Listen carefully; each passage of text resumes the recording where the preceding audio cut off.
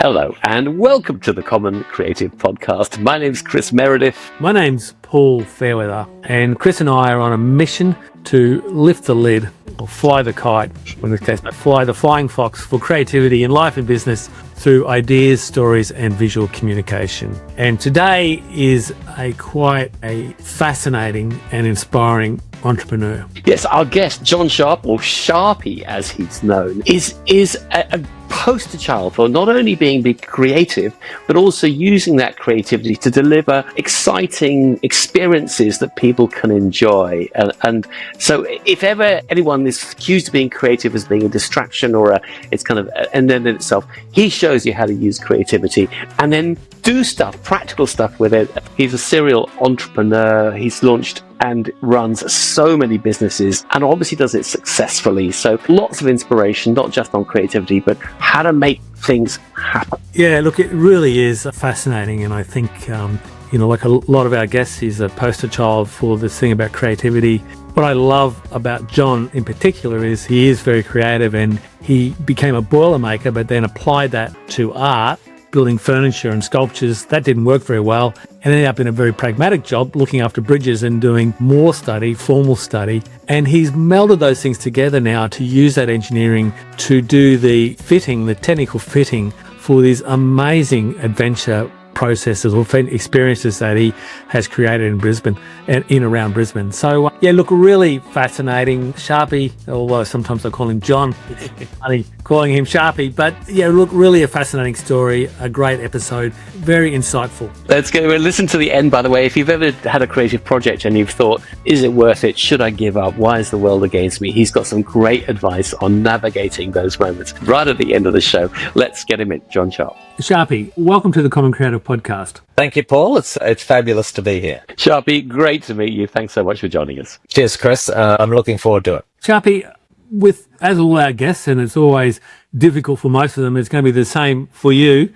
We'd like you to give our audience a 60-second sort of potted history about how you came to be where you are from wherever you came from. I'm going to jump in already just to our audience. Listen very closely, because this is an action-packed story, so I can't wait to hear how you're going to get it down to 60 seconds, Sharpey. Wow, I'll give it my best shot. So I did a boilermaking apprenticeship, and at age 22 started my first business. So that was in 1988. I was fascinated with the way I saw scrap metal and pieces of timber, and I started building sculptures and furniture from found objects. And that business wasn't going terribly successful on its own. So I went back to building bridges and wharves and doing my artwork in a part-time capacity. And I ended up picking up a position whereby I was looking after all of Brisbane City Council's bridges and wharves and piers, and this was in my late 20s, and it was before the Sydney Harbour Bridge climb got established, and I thought I would chat to the Lord Mayor and see whether he had any interest in starting a bridge climb. And at the time, he didn't, but a little bit down the track, that came about, and I was fortunate to be in the group that won Story Bridge Adventure Climb, and during our construction there was a protest, and we were shut down for 9 months while it went through the Land and Environment Court. And during that time I started the Riverlife Adventure Centre. From there I started to deliver adventure activities for Tangalooma Island Resort, parasailing and diving and that sort of thing. And we also established the Walkabout Creek Adventure Centre. We started delivering adventure parks for P&O Edge, and I think my final one was the Vertigo restaurant with the Brisbane Powerhouse. And I've got a exciting new project that I believe you guys would like to hear about a little later. I'd love to hear. So John, at the top of my list of questions, how would you describe yourself? I'm thinking you're a serial entrepreneur, you're an artist, you're a creative, you're an adventurist. How would you describe what you do? Look, everyone has those things in life that they love to do. Now, for me, what I would like to do is cram those things that I love to do into the short space of time we have on the earth. So what you need to do is you need to make those things you love part of your everyday as much as possible. And that's what I try and do. Sharpey, what I really struck me when we met, and we met a couple of months ago, was, as you unpacked in your plotted history, is that basically, you've taken this sort of interest in art and creativity and metalwork, and you've basically translated that or transcribed it to the businesses that you do. And Vertigo is a great example, which for people that don't know, it's a restaurant at Brisbane Powerhouse. It's up on the parapet, up about, 20 metres, John Sharpey? Yeah. About 20 metres up, and you basically sit on these little seats across the ledge. But not only that, you have a big passion for accessibility. And so you've used your engineering skill to do all the rigging for that thing, that project, that facility. But you've also got this thing where someone in a wheelchair can also access that. Yes, yeah. For me, I'm a big believer in equality for all people, and particularly giving people choices. Now, in adventure, there are a lot of people who don't have the choice on whether they can participate or not, whether they want to take that risk, whether they want to have that experience. So for me, when I design an adventure, or when I try and improve an adventure that I already have, I like to think what the outcome might be. And that is, how is this going to make me feel when someone has this experience? Now, for me, the best feeling I ever get when people have experiences with me is that person who gets out of their comfort zone and says to me, I never thought I'd ever be able to do something like this, and I absolutely loved it. And you can see how thankful they are that we created it and that we're delivering it. And for me, that is probably the best reward you ever get from the work you produce.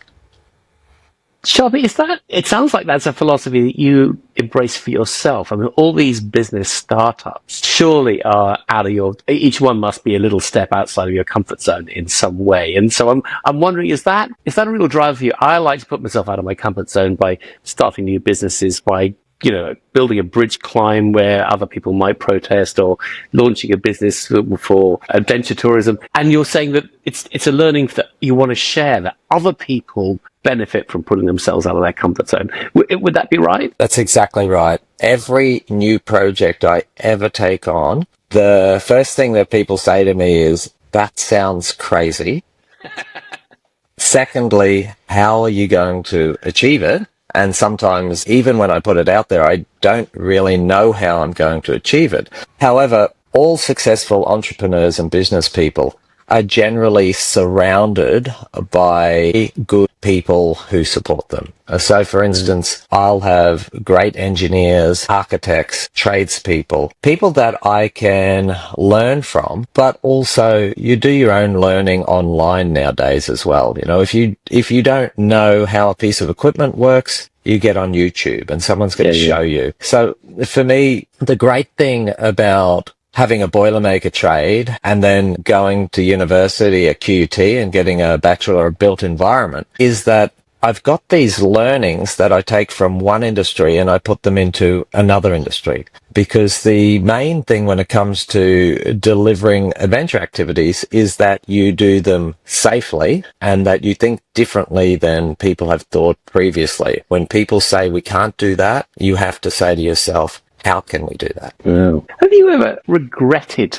It's an inspiring story, and it lays down the challenge of what can we all do to kind of embrace some uncertainty and to stretch ourselves out of our comfort zone. Has there ever been a moment when you thought, oh God, I should have done that, I wish I hadn't done that? Or is it always, I mean, we talk about learning from failure, that failure's a very good teacher and so on, but it's so easy to say. You must have been moments when you think, why did I take this on? What am I doing?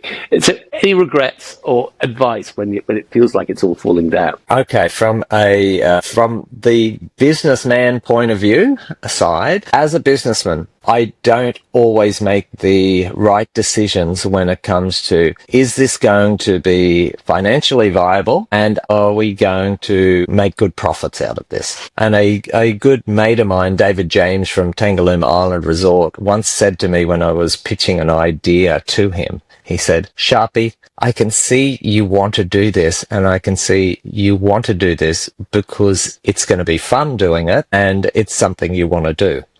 Is it going to make us a good return? And all I could do is laugh because I hadn't even thought that far. So yeah, there have been times I've regretted things, but my biggest regrets are always that I may be working alongside someone in a position of authority who doesn't have my vision and wants to water down what I want to achieve. And by that, I generally mean they look at the rules in a different way than I do. And I'll give you an example. I wanted to have an accessible pontoon in a location, but we didn't meet the standards of getting a wheelchair down to that pontoon.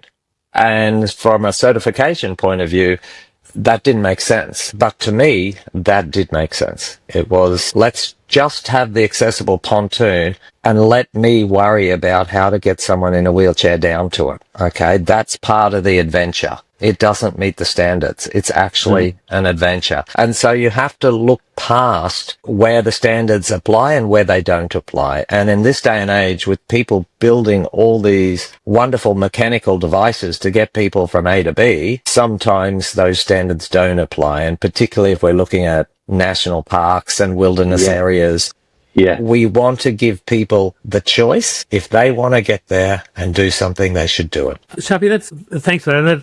That is a very interesting take because, those rules, are written not taking into consideration the technology that's available today. You mentioned about business, and I just wanted to get you to describe about how you run these businesses, because you just described you've got about half a dozen businesses and you have a pretty, good lifestyle. So, and I thought the way that you approach business was very creative in itself. So just want to quickly give a little bit about that, and then maybe we can go on to your brand new project. Okay, I'll give you an example of three of the businesses that I run that are fairly local. Just three of them. What about the other 94?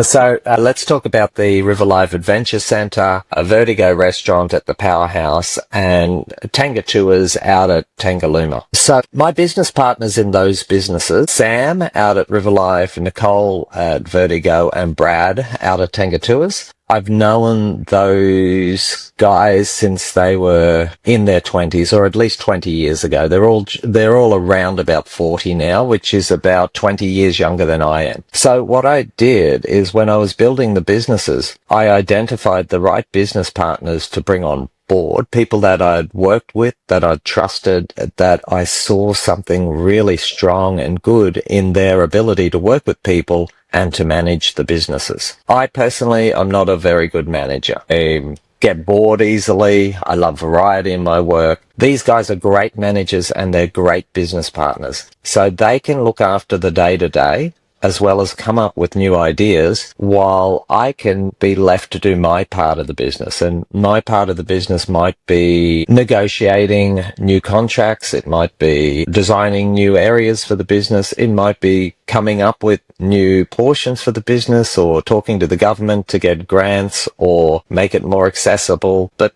generally just be creative. Now, they are also creative people as well, but they're great managers and they have great people skills, and we all work together as a team. And the next project that I'll talk about has brought these three business partners in as well. So I think that's a perfect setup. Sharpey, there's another project on its way. I think it sounds really exciting and fascinating. And I know with, in the future, the Olympics coming to Brisbane, I'm guessing it's going to be a huge success. Spill the beans. What's in the pipeline? Okay, so this was actually one of my first business ideas for Brisbane, and I presented it in 2003, in February 2003, to the Brisbane City Council. I wanted to build a flying fox from the top of the cliffs at Kangaroo Point. Now, some people ask me, Sharpey, why do you call it Brisbane Flying Fox? Why don't you call it Brisbane Zipline? It's a funny thing. Back when I first put this together, I wasn't even aware that there was a word zipline. I didn't even know what a zipline was. Flying fox was what we've always called it, here in Queensland, and I think that's the right name. So I came up with this idea of putting a line from the top of Kangaroo Point Cliffs down to an area that jutted out by the river. And it wasn't until the Green Bridge was built that that gave me the envelope in which a flying fox could fit. It could be within this area. The bridge is so high, so I could be below the height of the bridge, but I could also be above the height that vessels can passage through.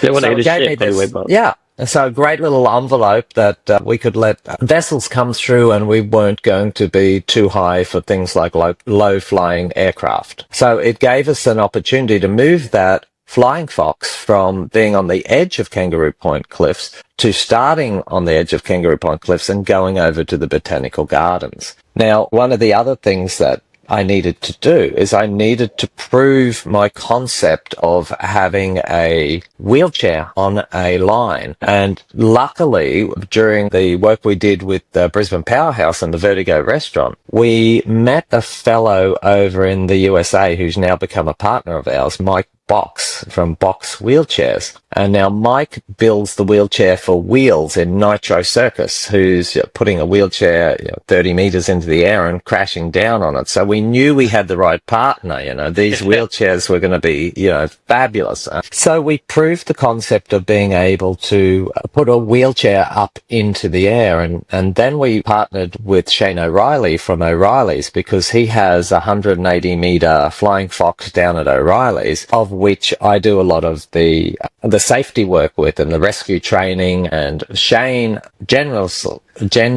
was very genuine, and he said to us we could use his line to trial our wheelchairs, and we've started that now, and it's quite successful. So we will be bringing Mike Box over to help us build these two wheelchairs to get across the river. And what's the distance across the river for the flying fox? The spots that we've chosen, it's about 410 meters. Half a kilometre. Fantastic. So it's a lovely size, yes. And it sounds like it's for everyone. It's for people in wheelchairs as well as people not in wheelchairs. Is that right, or is it dedicated to wheelchair users? No, it's for everyone who could possibly want to go across. And look, we've been very fortunate. So the state government put out a grant, a tourism icons grant. So the project had to be iconic, and they're giving us half the funding for the construction. And at the moment, it's still with Brisbane City Council, waiting on development approvals, but we're hoping that will happen later this year and have a launch in 2027. Fantastic. And you probably picked up, I have a particular interest in the Olympics. So I'm hoping it'll be part of the opening ceremony or somehow integrated in what happens into the Olympics. Answer another very practical question. When you go with the flying fox, you've gone over the river. How do you get back again? I mean, what's the return loop? Well, funny that I talked about the Green Bridge being great for allowing us to go over the river, but it also allows us to come back. Yeah. So we're going to have a few different ways of getting back, but we're also going to use the river itself, and we're going to be putting a couple of new vessels down on the river, and that could also act as a way of getting back. But look, I also believe that a lot of people may not want to come back. They may have their experiences at Kangaroo Point. They'll fly over to the Botanical Gardens, and then there is so much to do in that precinct as well. So I think we need to make sure that when they do fly over, like the zip line down Fremont Street in the USA, you actually carry your belongings with you as you go, and then when you get to the end, you just continue on your way. So lovely idea. I think there'll be my hope is that we do get some locals who actually work in the city and want to travel. Go to work on the zip line. I love this idea. Actually, I saw something. There's a river somewhere in Europe where people come home and they basically put all their clothes into a zip bag and they jump into this really fast flowing river. And they go home in the river, and there's hundreds and hundreds of people that do it in summer. Yeah. Actually, Chris is just, giving you an idea here, and maybe you've thought about it already, but I'd love to see, I don't know if they do the torch for the Paralympics, but to see someone taking the torch across the river as part of the journey, preferably in a wheelchair, John. Yeah, look, I am hoping that all these different types of celebrations and events do happen, and I think it's important that they actually start to happen before the Olympics so that we can really bed down our processes, because I think one of the challenges we have for the Olympics is when the Paralympics rolls round, we have teams of people who want to do things. And if we have teams of people arrive in their wheelchairs ready to have this experience, it'll be the same as if hotels get teams of people in wheelchairs and they need to come down their lifts. You know, your lifts are built to take 20 or 30 people in the lift, but it will only fit a certain number of wheelchair participants. And it's the same with us. You know, to put a wheelchair down the line takes a little bit longer. It's a little bit fiddlier, and we need to make sure that we've got a few years so we can get our processes right, so that when we have the world's eyes on us, that we're doing things as efficiently as we possibly can. Sharpey, I'd love if you could share some advice for dealing with the bureaucrats. I mean, you're currently negotiating, you said, with Brisbane City Council about the Flying Fox, and I imagine when you approach an organisation like the council, they think of it in two ways. On the one hand, it's kind of exciting. It could be something of interest to Brisbane as a city, could help put Brisbane on the map. But on the other hand, Chris, we're already on the map. Sorry, just to even more. Thank you for that. I know we lost the most recent state of origin, but we're on the map, okay? Just to be clear. Even more prominently on the maps. Thank you, Paul, for correcting me there. But then again, the people inside councils generally aren't in those jobs to embrace creativity. They're there to kind of put a lid on things, to invent rules that we don't want, and to organise things. And so I imagine there's a lot of resistance. And any creative listening to this show will have that same experience of, I want this idea, let's do that. And a lot of people around them will, you know, goodness, why do you bother? Can't you just be normal like the rest of us? What tips have you got for tackling bureaucrats, naysayers, people who just kind of don't share the vision? Okay, so that one, I'll refer back to what I said earlier in the program, which was surrounding yourself with good people. So fundamentally, you need a really good town planner who knows his stuff. And if you've got a good town planner, then you'll probably need some backup with good architects, good engineers, and then of course you need some political advice as well, because if you're doing something new that hasn't been done before that needs approval, then you want to know that there's a political will to have it done, but also that you have the support of the public.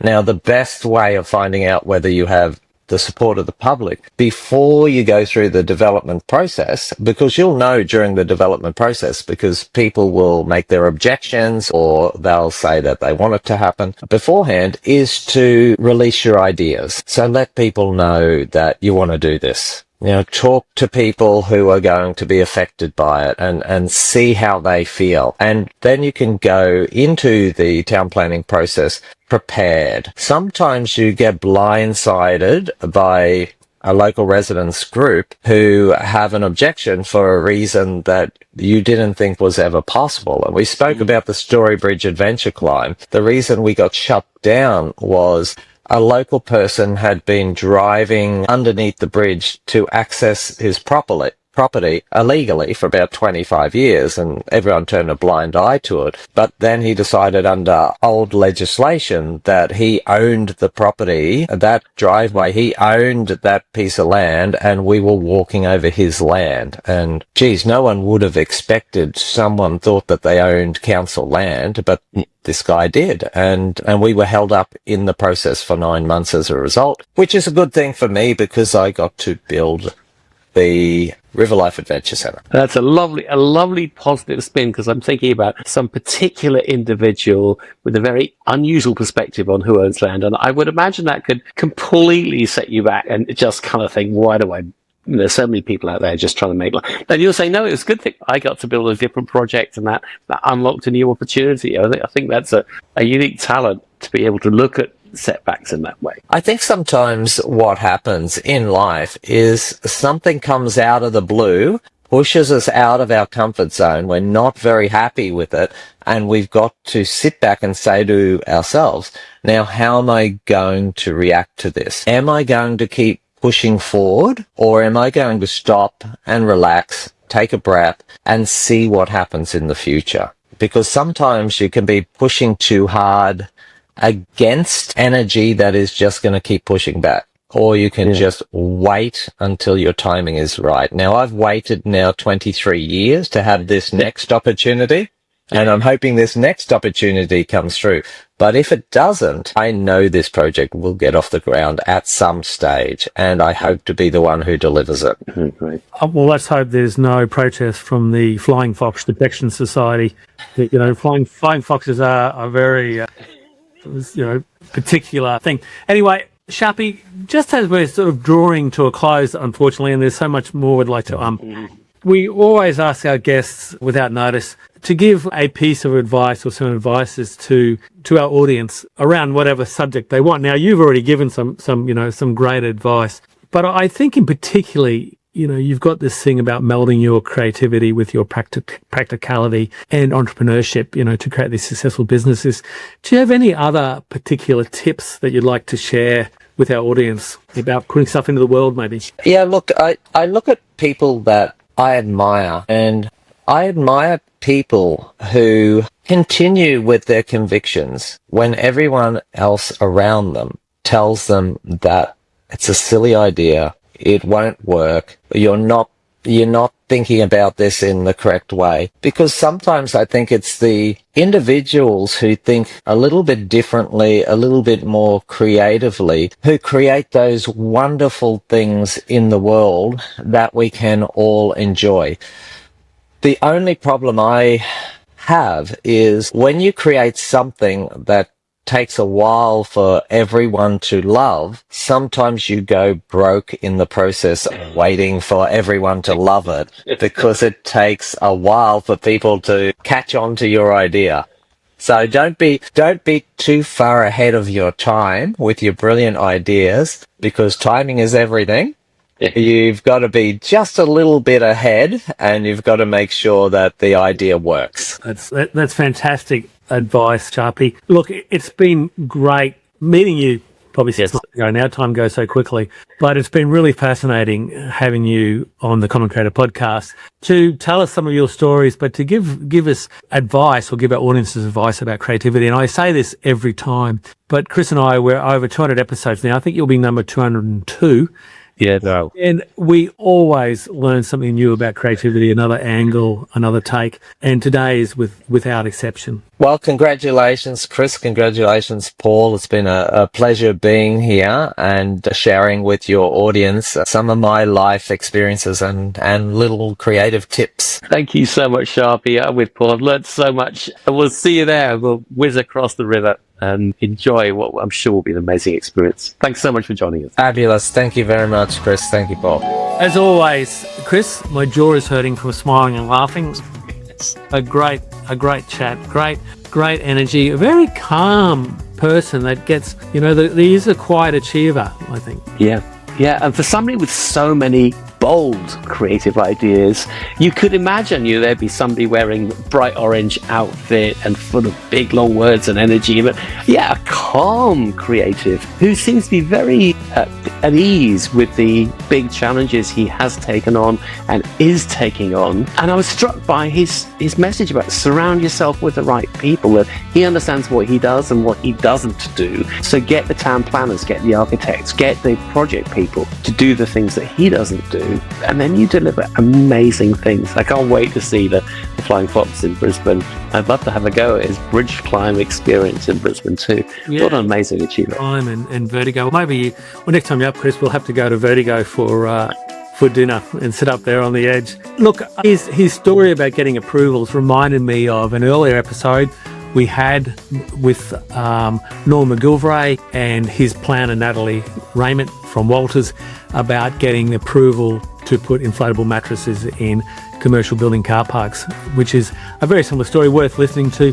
And also, at the beginning, and John's really unpacked it, that whole thing about, the three networks that we've talked about with numerous people, including episode 61 with Roger Beatty, who did the early research on this, executive control, which is the old right-hand brain, creative side, the executive control network, which is a pragmatic analytical side, and then the salient network, which allows the two to work together.